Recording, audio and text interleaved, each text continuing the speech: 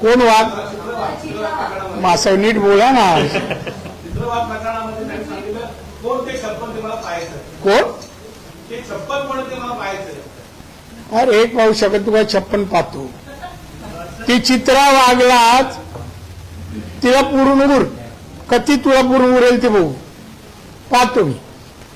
आणि चित्रा वागच्या मागे ती एकटी नाहीये, पूर्ण बीजेपी आहे, नारायण राणे पण आहे.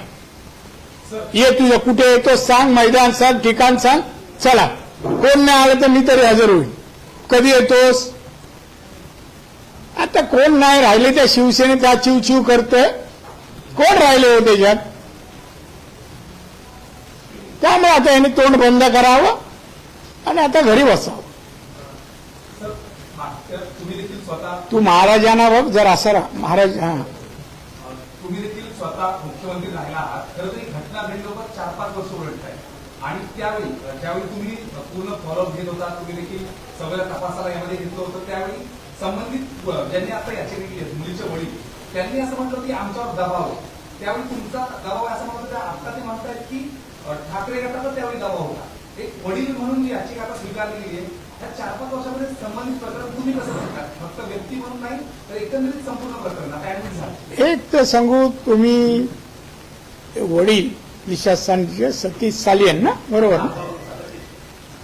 त्यांचं ते अपील पूर्ण वाचलं का हो? नाही वाटतो. त्यात माझा काही संबंध नाही. दबाव होता. दबाव कोणावर होता? कोण घरी जायच्या, पेडणेकरताही जायच्या आणि काय त्यांच्या बरोबर जायचे, त्यांचा दबाव. आम्ही कधी त्यांच्या घरी गेलो नाही. दबाव आणावं अशी त्यांची परिस्थिती नव्हती, दुःखात होते. त्यांच्या मनात नसताना नाला हो म्हणावं लागत होतं. आणि त्यावेळेला त्यांना पोलीस यंत्रणा पण मदत करत नव्हती. अन्य डिपार्टमेंट पण, आरोग्य विभाग मदत करत नव्हतं. डॉक्टर बदली जायचे, पोस्टमॉर्टमच्या वेळेला गेले, रुग्णवाहिका बदलली, रेग्युलर नाही.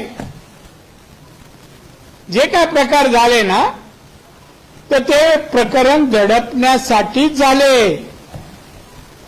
आणि म्हणूनच तिच्या वडिलांना आता दबाव कमी झाल्यावर कळल्यावर ते आता कोर्टाची धाव घेतली. सरकारकडे नाही गेले, कोर्टाकडे गेले. खरं माझं असं वाटतं त्या प्रकरणामध्ये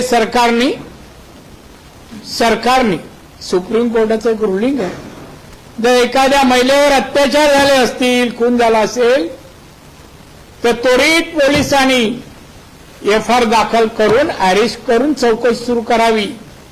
हा कायदा होता तेव्हाही. माझ्याकडे कॉपी आणली आहे मी. मग त्याप्रमाणे कारवाई का नाही केली पोलिसांनी? वाजे ताब्यात आहे हो. काढायचं बाहेर 4 फटके दिले का सगळं सांगेल कसं झालं ते. वाजे तर या सगळ्याचा करता करू तर वाजे आहे. माझ्याकडे बघ ना बाबा, असं नको तिकडे बघू नको. म्हणणे अन्याय केल्यासारखं वाटतोय. तर तेव्हा हे सगळं त्यांच्या वडिलांवर, कुटुंबावर दडपण होतं. त्यांना कोणाची मदत नव्हती. आम्ही पण तिथपर्यंत पोचतो नाही. मला यंत्र ह्याच्यामध्ये हस्तक्षेप नको. नाही तर शेवटी पत्र इथे अमुकाचा राणे नाव दिसलं काय असतं, मग ते जास्त हेडलाईन वगैरे येतात. तेव्हा आम्ही जवळ गेलो. आणि त्यामुळे हे प्रकरण तेव्हाही अजूनही त्या दडपणाच्या बाहेर ते वडील आणि आई वगैरे आले नाहीत. आणि म्हणून मी आता या सरकारला सांगेन, आता कोर्ट जे तो निर्णय देईल, पण आतापर्यंत जे एव्हिडन्स आले त्याच्या आधारे एफआयआर दाखल करा, अरेस्ट करा. काय भाषा बदलली हो. आता या 1 महिन्यामध्ये किती फेऱ्या झाल्या मुख्यमंत्र्यांकडे. आणि आता आम्ही नागपूरची कुठेही हे स्टेटमेंट कोणाचं समर्थन दिली नाही. आता आम्हाला द्यायची गरज नाही. मातोश्रीवर रणत कळलं का तुम्हाला कोणाचं समर्थन आणि कसं करतात? हे घाबरू नये, तरी सुटणार नाही.